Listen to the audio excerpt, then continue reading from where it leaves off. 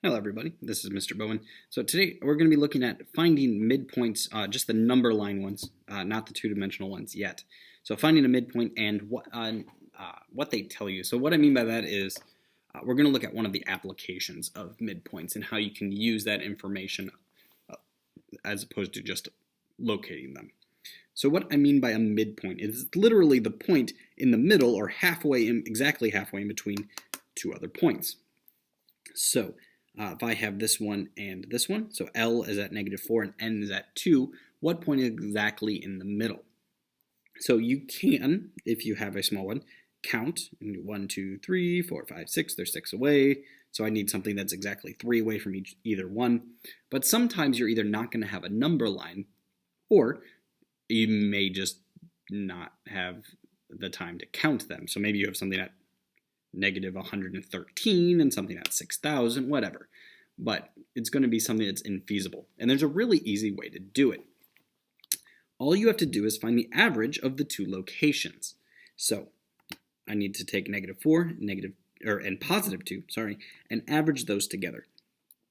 So to average them up, I'm just going to do -4 plus 2, and then remember to average, you divide by the amount of things that you just added up, which in this case is 2.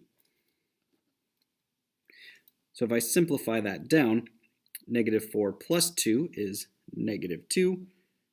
I'm just bringing this one over. -2 over 2 is -1.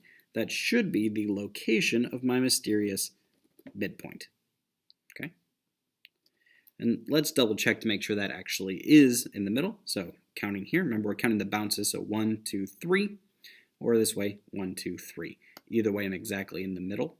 So -1 would be the midpoint of L and N.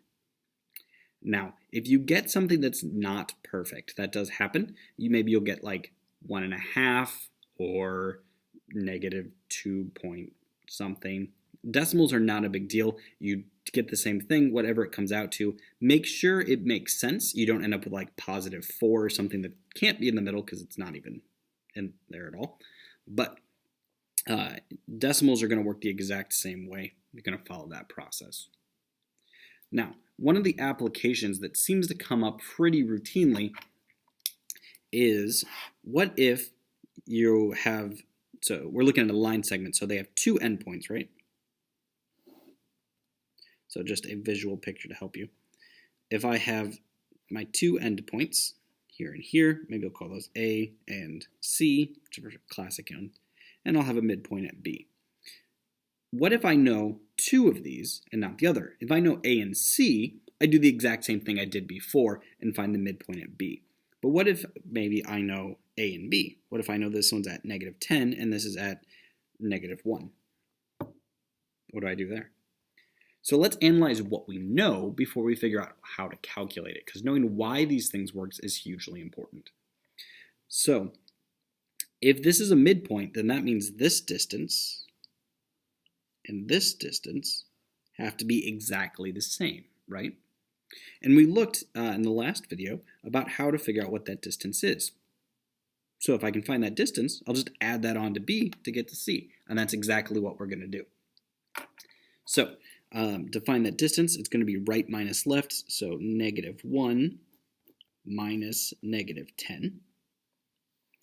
So I end up with -1 plus 10, or 9. So my distance here is 9. And since it's a midpoint, this distance has to also be 9.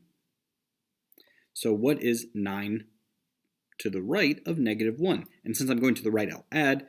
If for some reason I was going to the left, maybe I knew B and C, and I was going to the left to find A, I would subtract. But I'm going to the right, so I'm going to add. So what's 9 plus -1?